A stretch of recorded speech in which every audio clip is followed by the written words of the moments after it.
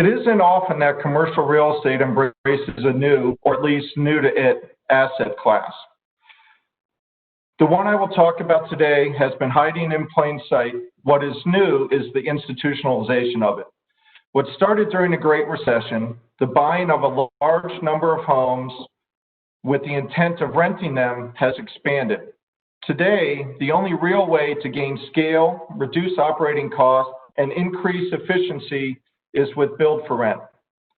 From this and the asset class's resiliency during downturns, Wall Street is taking notice, and with that, the large pension funds, investors, and sovereign wealth groups are looking for how they want to participate. This is the start of the institutionalization.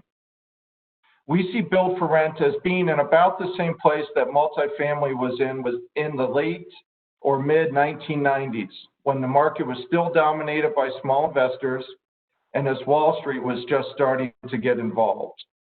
Build for rent is the convergence and merge of residential real estate with a commercial purpose at an institutional scale. Many investors see build for rent as a durable income stream that acts like a bond, but is backed by a real asset that also offers inflation protection because of the ability to raise rent. At the institutional scale, build for rent is a purpose-built community of homes designed with a renter in mind instead of an owner. Communities can be any size, but institutional investors generally prefer communities of between 125 and 275 homes in a single self-contained community or subdivision.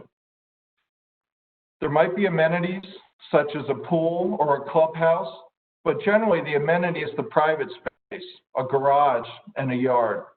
A sense of community often develops and is created when an entire community is renters as opposed to a mix of owners and renters. Compared to modern multifamily, where most units are studios and one-bedroom homes with a small percentage of 2- and 3-bedroom units, the typical rental home, whether attached or detached, has 3 or 4 bedrooms, it has a garage, and a small yard. A recent survey shows rental home operators are experiencing strong demand for every available vacancy, and they are approaching record high occupancy rates, today nationally at about 96.3%, and each vacancy is taking less time to lease. And rent growth is expected to accelerate over the next 12 months, even given everything that's happening. Nationally, rents are expected to increase 3.5% for renewals and 5.4% for new leases, and the Southwest is leading the way with expected increases of 4% for renewals and 7% for new leases. This is being led by Denver and Phoenix. In contrast, apartment operators in many parts of the country are seeing high levels of non-renewals and a softening of rent. The American dream, having a home to call your own, is still intact. What is changing is how it is financed. The slide that is on the screen now shows the number of renters between 2006, or the population growth between 2006 and 2016. During that time, there were approximately 23.7 million people added in the U.S. Of those, approximately 23 million, or 97%, live in households that rent homes, whereas only approximately 700,000, or 3%, live in homes that they own. It used to be that home ownership was 100% equity with no financing. Then the mortgage was created and approximately 20% equity was required. Now the equity portion of a home purchase is down to 3.5% to 5% or lower. And even with this, it is either still too hard for many to come up with a down payment, or they are choosing not to. Many renters of homes, especially new build homes, have the same pride of ownership as if they were the owner themselves. They want to see the home under construction and eagerly await its completion, just as an owner would anticipate their new home. They have the American dream without the capital outlay, without the ongoing maintenance, and have much greater flexibility than owning allows.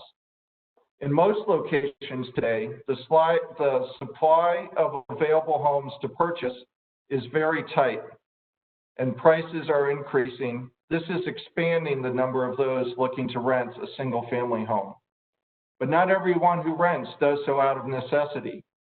Many renters are by choice, and last year, those making over $100,000 comprised the fastest growing subset of renters. The two primary adult generations that are driving the move to renting are also the two largest. This slide shows research done by John Burns Real Estate Consulting, who is a premier real estate and builder data, research, and consulting company. If you just look at the slide without the corresponding explanation of colors, you might believe that green indicates the percentage of the generation who desires to own a home. In fact, the green indicates the percentage of people expressing that they have no interest in ever owning a home. The red indicates the percentage of people who want to own a home, and the gold depicts the percentage of people saying they believe renting represents a good choice. If you are like most people I speak with who are not deeply immersed in this asset class, you would likely say that millennials are the predominant renting generation. You would be partly right. They are one of the two primary or predominant adult renting generations. Most millennials have high student debt. They are generally less tied to a location or an employer, and they have greater flexibility, a desire for greater flexibility and lower maintenance. The average millennial spends 3.5 years in every rental home, and while 7% say they have no interest in owning a home, or that they have no interest in owning a home, only 21% say they want to own a home. The second primary generation that is renting are the baby boomers. And while they are renting for different purposes than millennials, they often end up in the same communities. Baby boomers are usually downsizing, they're taking equity off the table, and at least pre-COVID, they are moving back closer to the city.